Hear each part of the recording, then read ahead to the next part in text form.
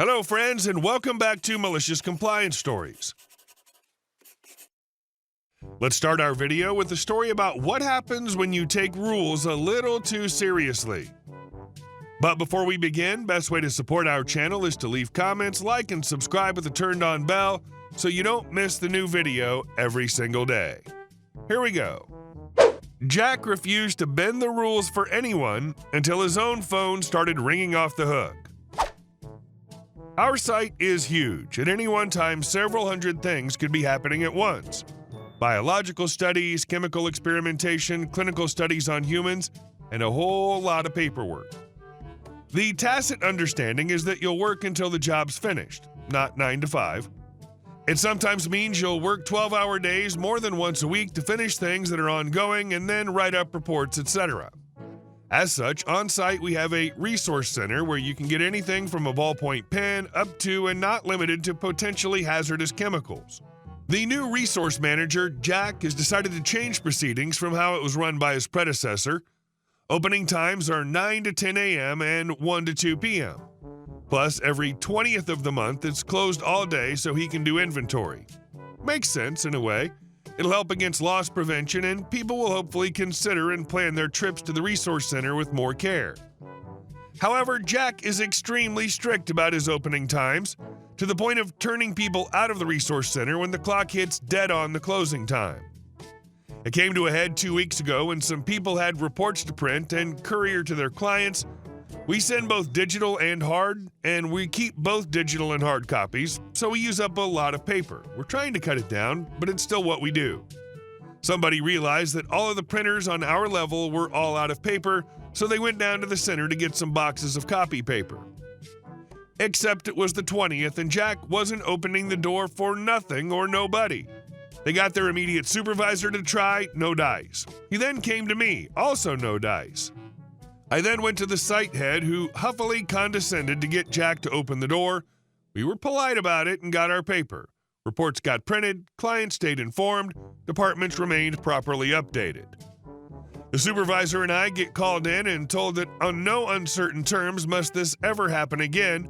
We're all on contracts that state our working hours, and Jack's no different. We should respect that he works strictly to the clock, and if we can't manage our time properly, we should learn from Jack.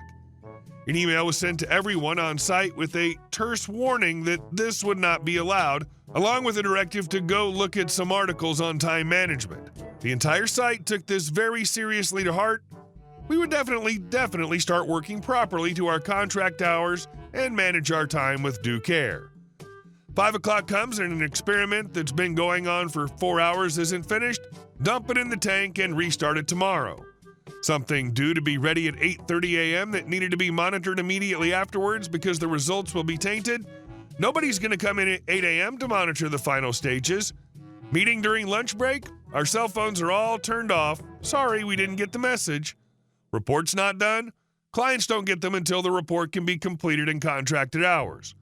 Of course, the complaints from departments and clients came flooding in, along with complaints from other sites who were waiting on us for critical data. Money it lost. When asked, staff tell management that we've been told to manage our time more carefully and be more like Jack and work strictly to set hours per our contract. About another 20 minutes passes and an email goes out. If you need materials, resources, etc., and Jack is not in the center, here's his cell. Call him and he will come to help you. How does that even work? You can get supplies only during a 2-hour window? What the heck else was he doing? Great that he made people think about what they may be low on and plan accordingly, but being open only 2 hours a day doesn't make sense either. It's not completely unreasonable that those in support roles be allowed to work 9 to 5 without the expectation they work longer hours, but having the center open 2 hours a day seems absurd. And our second story.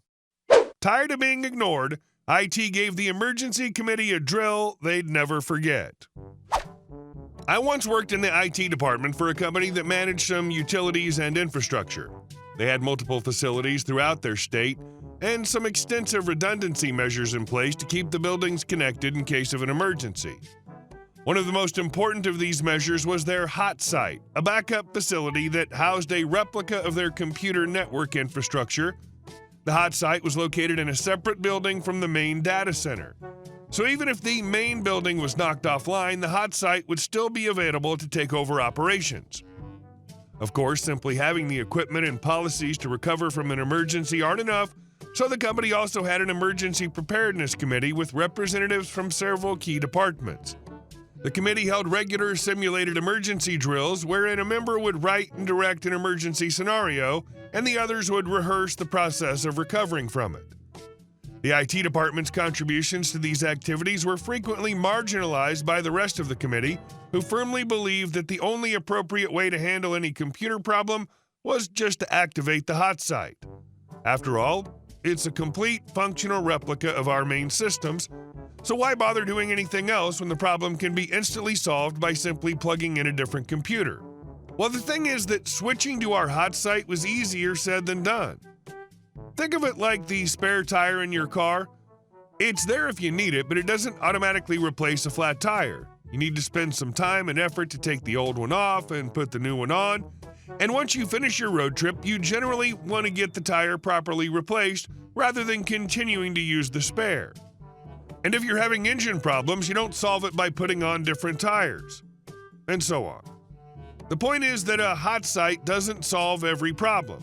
And even if it does, switching to ours in particular would take some time. The IT representatives explained that every time, but were always ignored. Finally, one of the network engineers was selected to lead one of the emergency drills, and this guy was fed up with everybody else always suggesting the hot site as a solution. Once the committee had taken their seats to hear what crisis they would be averting that day, the network engineer informed them that the building they currently occupied had just been demolished by a storm, and none of the computer systems there remained. Time to activate the hot site. He grabbed his stuff from the table and left the building. And at that moment, all of the other departments realized that they had no clue how to even get to the hot site. The other IT representatives, being directly responsible for the upkeep of the facility, knew where to go and were out the door only moments after the network engineer. Everybody else was considerably less prepared to relocate to a different building.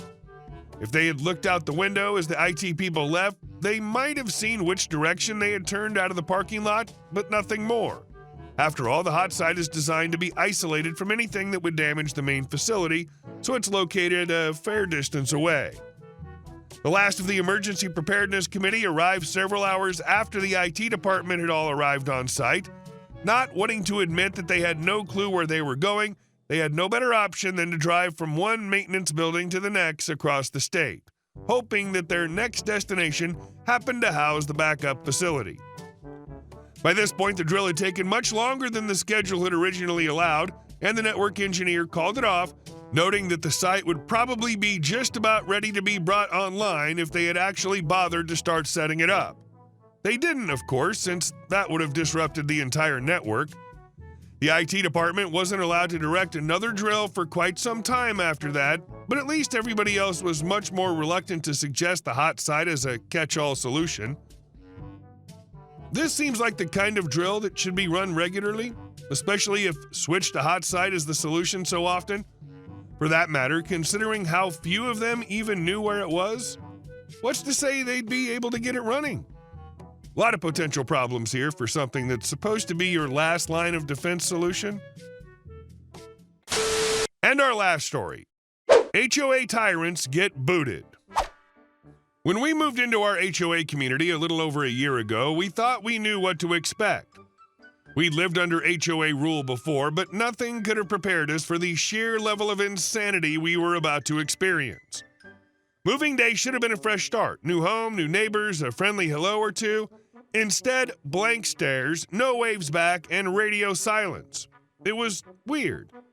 Eventually, after a few weeks, the HOA president, let's call them Director Dave, finally introduced themselves, and the interaction was off from the start. Overly fake smiles, excessive compliments, forced small talk. It felt like they were putting on a show. From the first conversation, my gut told me this person was up to no good.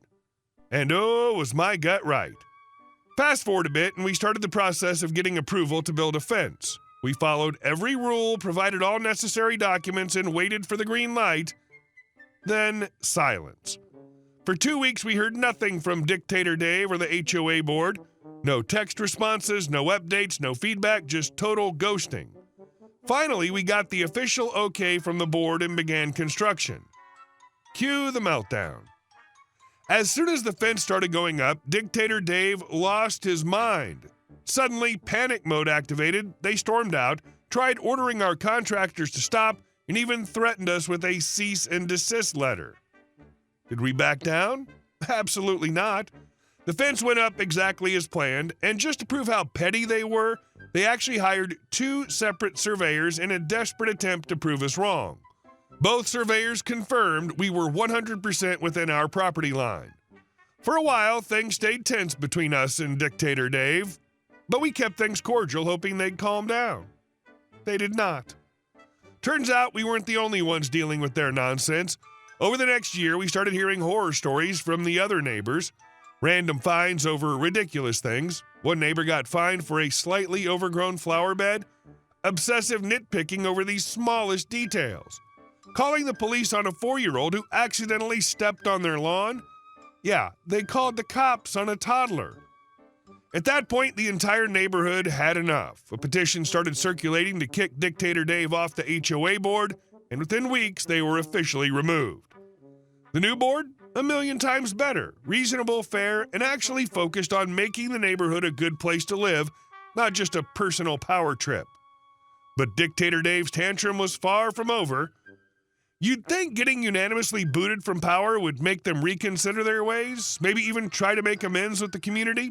Nope. Instead, they shut down the neighborhood HOA Facebook page, started skulking around our property line like a creep, refused to speak to most neighbors, became even more aggressive towards my wife. Lately, they've taken things up a notch, yelling at my wife for having our dog outside on a leash and throwing a fit because she was picking up fallen branches near their yard. At this point, ignoring them isn't enough. We've tried taking the high road, but it's clear they won't stop until they feel like they've won something. I don't know how some people justify harassing their own neighbors like this. They got kicked out of power, and instead of accepting reality, they've doubled down on their bitterness. But here's the thing, they lost.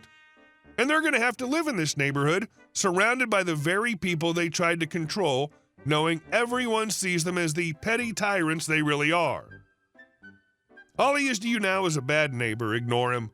No positive, no negative, no interaction at all. Unless he tries to get back on the board, then talk to the current board, your other neighbors, the FedEx man, everyone. If things escalate and legal action becomes necessary, it's always good to know when to involve a lawyer to protect your interests. Hopefully, things will calm down and you won't need to take further steps. Hey guys, thank you all for watching the video. I'll see you in the next one.